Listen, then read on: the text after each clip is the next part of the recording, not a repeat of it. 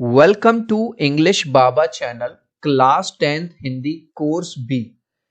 एक चैप्टर है बड़े भाई साहब। आज हम करेंगे इसके क्वेश्चन आंसर, तो जल्दी से वीडियो को लाइक कर दो।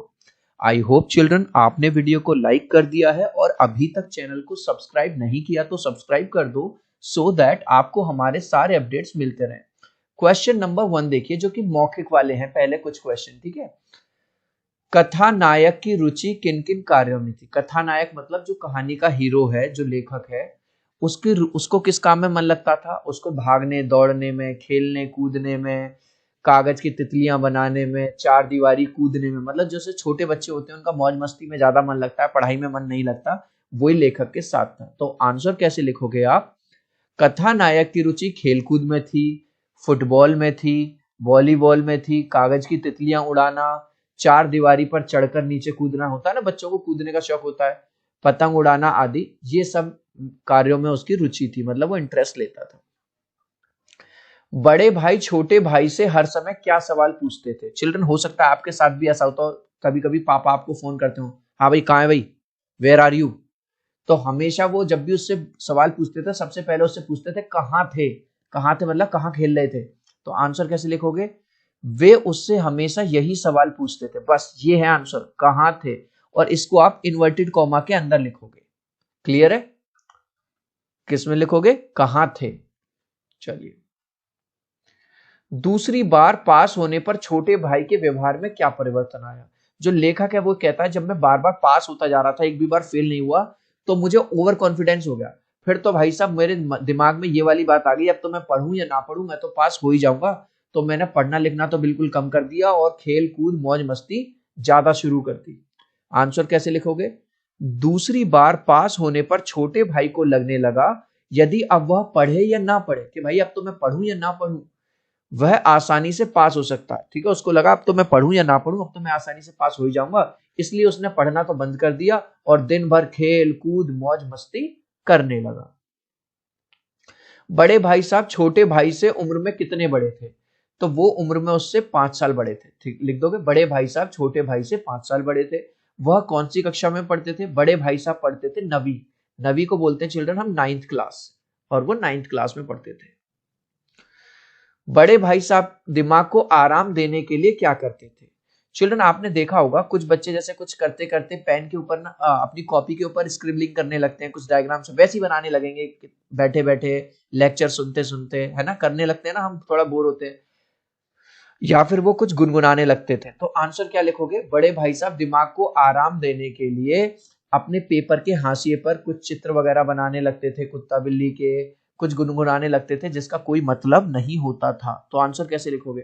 बड़े भाई साहब दिमाग को आराम देने के लिए कभी किताब के हाशियों पर चिड़िया कुत्ते बिल्लियों आदि की तस्वीर बनाते और कई बार कुछ गुनगुनाने लगते थे। होता है ना, हम भी कुछ काम करते करते गुनगुनाने लगते हैं, गाना वगैरह गाने लगते हैं। अब करेंगे लिखित वाले क्वेश्चंस। छोटे भाई ने अपनी पढ़ाई का टाइम टेबल बनाते समय क्या क्या सोचा और फिर उसका पालन क्यों नहीं कर पाया। चिल्ड्रन, आपने भी देखा होगा, आपने कोई मोटिवेशनल वीडियो देख ली, आपको लगा भाई साहब आज से मोबाइल छोड़ दूंगा, आज से गेम खेलना छोड़ दूंगा, आज से टाइम टेबल बनाऊंगा, इतने बजे से इतने बजे ये पढ़ूंगा वो पढ़ूंगा। तो एक दो दिन तो वो फॉलो होता है, उसके बाद फिर तुम अपने मोबाइल में टीवी में अपने इन सब गेम्स वगैरह में लग जाते हो, तो डिस्ट्रैक्ट हो जाते हो। तो सेम हमारे लेखक के साथ हुआ। उसके बड़े भाई साहब समझाते थे कि भाई पढ़ ले पढ़ ले, तो उसने बड़ा मोटिवेट होकर अपना टाइम टेबल बनाया। ठीक है, लेकिन हुआ ये कि जब वो पढ़ने बैठता था उसके दिमाग में हमेशा खेल कूद मौज मस्ती फुटबॉल ये सब चलता रहता था, जिसकी वजह से वो टाइम टेबल को फॉलो नहीं कर पाया। तो आंसर कैसे लिखोगे। छोटे भाई ने अपनी पढ़ाई का टाइम टेबल बनाते समय यह सोचा कि अब वह खेल कूद में नहीं बल्कि पढ़ाई पर ध्यान देगा। जैसे आपके साथ होता ना भाई साहब, अब तो भाई मैं खेल कूद छोड़ दूंगा, अब तो केवल कल से पढ़ाई करूंगा। आप टाइम टेबल भी बना लेते हो, तो सेम उसने किया। लेकिन वह उसका पालन इसलिए नहीं कर पाया क्योंकि उसके मन में हर समय खेलकूद और मौज मस्ती ही चलती रहती थी।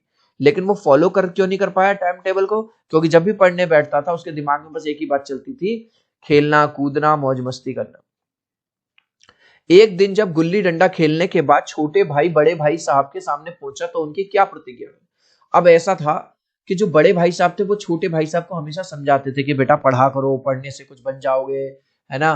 तो एक बार ये गुल्ली डंडा खेलता रहा बहुत देर तक, और जब छोटे बड़े भाई साहब को पता चला कि ये गुल्ली डंडा खेल के आया तो उसको डांट भी लगाई और इसको समझाया कि बेटा गुल्ली डंडा में कुछ नहीं रखा, अगर तुम पढ़ोगे लिखोगे तो तुम्हारा अच्छा भविष्य बन जाएगा, फ्यूचर में कुछ बन जाओगे। आंसर कैसे लिखोगे?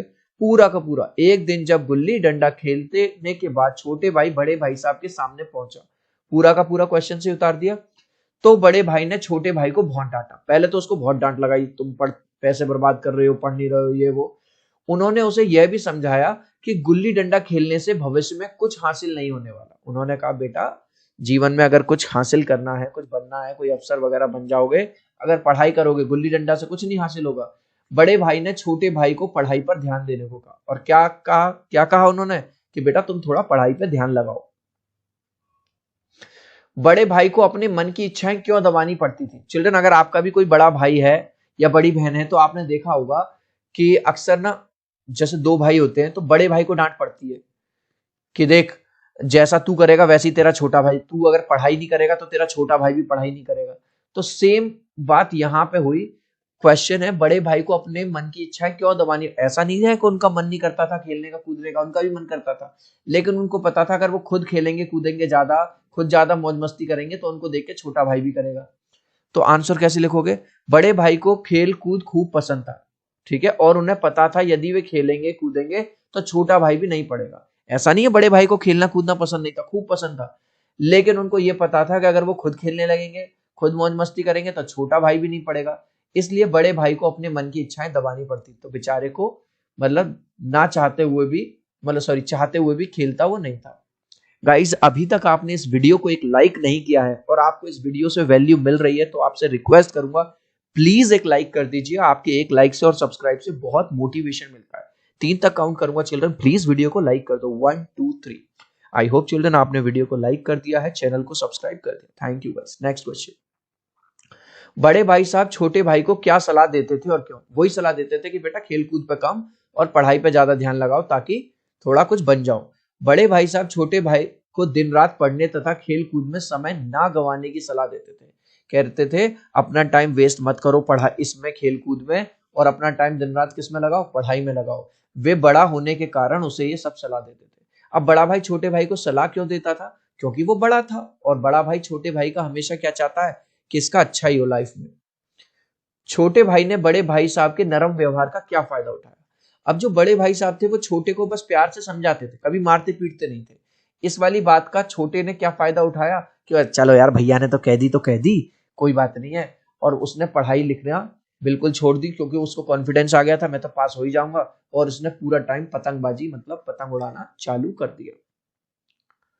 छोटे भाई यानी लेखक ने बड़े भाई साहब के नरम व्यवहार का यह फायदा उठाया कि पूरा का पूरा क्वेश्चन से। चिल्ड्रन ये जो मैं अंडरलाइन करता हूं आपको अंडरलाइन नहीं करना है, ये मैं आपको दिखाने के लिए समझाने के लिए कर रहा हूं कि आप क्वेश्चन में से ही कुछ पार्ट को कॉपी कर सकते हो।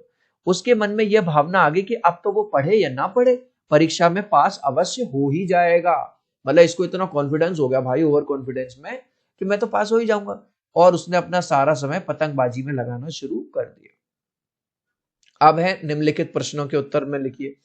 पहला क्वेश्चन है बड़े भाई की डांट फटकार अगर ना मिलती तो क्या छोटा भाई कक्षा में अव्वल आता? अव्वल मतलब क्लास में फर्स्ट आता।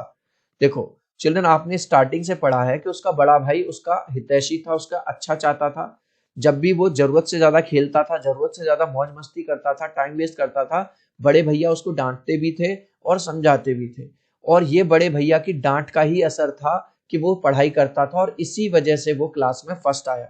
अगर बड़ा भाई ना होता, वो उसको ना डांटता ना समझाता, तो वो पूरा टाइम वेस्ट कर देता खेल कूद और मौज मस्ती में और कभी भी वो क्लास में अव्वल नहीं आता। तो हम आंसर कैसे लिखेंगे? छोटा भाई पढ़ाई में तेज तो था परंतु साथ साथ ज्यादा खेलकूद और मस्ती करने वाला भी था। समझ में आया कि जो छोटा भाई था वो तेज तो था पढ़ाई में लेकिन पूरा टाइम क्या करते रहता था? मस्ती करता रहता था। बीच बीच में उसके बड़े भाई उसे डांटते थे और समझाते थे कि मौज मस्ती से भविष्य में कुछ हासिल नहीं होगा। तो उसको जो बड़े भाई थे वो समझाते थे कि बेटा कुछ पढ़ लोगे लिख लोगे कुछ बन जाओगे भविष्य में, और इस खेल कूद से कुछ भी हासिल नहीं होगा। इसलिए हम कह सकते हैं कि पूरा बड़े भाई की डांट फटकार अगर ना मिलती तो छोटा भाई कक्षा में अव्वल ना आता। भाई साहब पाठ में लेखक ने समुचित शिक्षा के किन किन तौर तरीकों पर व्यंग किया है। देखो चिल्ड्रन, अगर आप भी इंग्लिश मीडियम स्कूल में पढ़ते हो तो आपने देखा होगा कई बार टीचर बस या बच्चे बस ये फोकस करते हैं कि बस हम तो रट लें चीजों को, चाहे चीजें समझ में आए या ना आए, अगर हमने पेज भर दिया तो हम पास हो जाएंगे, टॉपर बन जाएंगे। ठीक है, तो ये क्या लेखक ने ये व्यंग किया है कि आज की शिक्षा जो है अंग्रेजी शिक्षा, वो रटाने पे ध्यान देती है, समझाने पे ध्यान नहीं देती, कि बस कैसे भी बच्चा पास यानी कि उत्तीर्ण हो जाए। आंसर कैसे लिखोगे? लेखक ने शिक्षा प्रणाली पर व्यंग करते हुए कहा है कि यहाँ पर अंग्रेजी भाषा पर अधिक बल दिया जाता है। होता है स्कूल में टीचर्स कहते हैं स्पीक इंग्लिश, स्पीक इंग्लिश। बच्चा कुछ सीख रहा है या नहीं इस बात पर किसी का ध्यान नहीं है। ध्यान बस इस बात पर दिया जाता है कि कैसे भी बच्चा रट ले और उत्तीर्ण हो जाए, कैसे भी बच्चा मतलब रट रटा के बस पास हो जाए। बड़े भाई साहब के अनुसार जीवन की समझ कैसे आती है? बड़े भाई साहब के अनुसार जीवन की समझ केवल किताबें पढ़ने से नहीं आती, उसके लिए अनुभव भी आवश्यक है। चिल्ड्रन, जैसे आपके पापा हैं, आपके दादा हैं, हो सकता है आपके दादाजी ने, आपकी दादी ने कम पढ़ाई करी हो, लेकिन उन्होंने जीवन का एक्सपीरियंस आपसे ज्यादा है। छोटे भाई के मन में बड़े भाई साहब के प्रति श्रद्धा क्यों उत्पन्न हुई? अब देखो, जो बड़ा भाई है वो हमेशा छोटे भाई को डांटता रहता था, समझाता रहता था, लेकिन एक दिन बड़े भाई ने ऐसा कहा कि बेटा तुम कुछ पढ़ लोगे, लिख लोगे, कुछ बन जाओगे, कोई सेठ बन जाओगे, कोई नवाब बन जाओगे, कोई अफसर बन जाओगे। और बड़े भाई ने यह भी कहा कि मैं चाहे खुद फेल हो जाऊं लेकिन मैं तुझे फेल होने नहीं दूंगा। तो जब छोटे भाई ने ये वाली बात सुनी, यार क्योंकि बड़े भाई साहब मुझसे कितना प्यार करते हैं, तो छोटे भाई को भी लगने लगा कि मुझे इनका आदर करना चाहिए, और उस दिन उनसे बहुत ज्यादा श्रद्धा भाव आ गई। एक समय ऐसा आया कि छोटे भाई के मन में यह भावना आ गई कि वो पढ़े या ना पढ़े परीक्षा में पास हो जाएगा। हमने पढ़ा था ना चिल्ड्रन, उसके दिमाग में क्या बात आ गई थी, भाई अब तो मैं पढ़ूं या ना पढ़ूं पास तो हो ही जाऊंगा। और उसने अपना सारा समय पतंगबाजी में लगाना, भाई ने पतंग उड़ाना शुरू कर दिया। तब उसके छोटे भाई ने उसे डांटा और समझाया कि मौज मस्ती से भविष्य में कुछ नहीं हासिल होगा। ठीक है, इससे छोटे भाई की आंख खुल गई, उसको समझ में आ गया, और बड़े भाई और उसके मन में बड़े भाई साहब के प्रति क्या जगह है? श्रद्धा का मतलब होता है रेस्पेक्ट, कि यार मैं अब और ज्यादा रेस्पेक्ट करने लगा अपने बड़े भाई का। बड़े भाई की स्वभावक विशेषताएं बतानी है, तो बड़े भाई की क्या विशेषताएं हैं? वो परिश्रमी है, वो बहुत ज्यादा पढ़ाई करते हैं, वह अपने छोटे भाई को सही रास्ते पर लाने के लिए उसे समझाते रहते हैं। बड़े भाई साहब ने जिंदगी के अनुभव और किताब के अनुभव में से किसको महत्वपूर्ण कहा? देखो, एक तो होता है जीवन का अनुभव, एक होता है बुक पढ़ के। तो बड़े भाई साहब ने जिंदगी के अनुभव और किताबी अनुभव में से जिंदगी के अनुभव को महत्वपूर्ण माना है। जो ज्ञान बड़ों को होता है, जो हमसे बड़े हो गए उम्र में, उनको ज्यादा एक्सपीरियंस है लाइफ का, और जो ज्ञान बड़ों को है वो हमें पुस्तक यानी खाली किताबी कीड़ा बनने से आपको नॉलेज नहीं मिलेगी, कुछ चीजें आपको एक्सपीरियंस यानी अनुभव से आती है। अब ये कह रहा है पाठ के किन अंश से पता चलता है कि छोटा भाई बड़े भाई का आदर करता है, भाई साहब को जिंदगी का अच्छा अनुभव है। तो ये चार अलग अलग क्वेश्चन है, इनको एक एक करके आंसर करेंगे। तो कौन सी बात से हमें पता चलता है कि छोटा भाई अपने भाई साहब का आदर करता है? जब बड़े भाई ने छोटे भाई को समझाते हुए यह कहा कि वह भले ही फेल हो जाए पर छोटे भाई को फेल नहीं होने देगा, यह सुनकर छोटे भाई के मन में बड़े भाई के लिए क्या आ गया? आदर आ गया। भाई साहब को जिंदगी का अच्छा अनुभव है। लेखक को ये वाली बात कब फील होती है? बड़े भाई को जिंदगी का बड़ा अनुभव है, वे जानते हैं कि दादा ने अपनी मेहनत की कमाई से परिवार पालन किया है। एक बार होता यह है कि बड़ा भाई छोटे भाई को समझाता है कि देख, तू अगर नहीं पढ़ेगा तो ये पैसा बर्बाद हो रहा है, ये पैसा दादा ने बड़ी मेहनत से कमाया है और बड़ी मेहनत से हम घर चलाते हैं, मतलब ठीक है।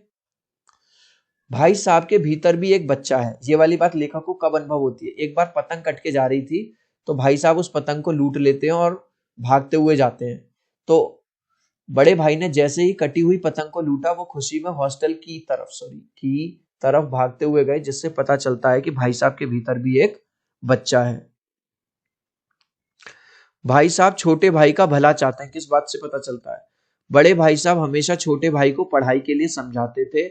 जब छोटा भाई ज्यादा खेलकूद में लग जाता था तो उसे डांटा भी करते थे। तो चिल्ड्रन, हमें डांटेगा कौन?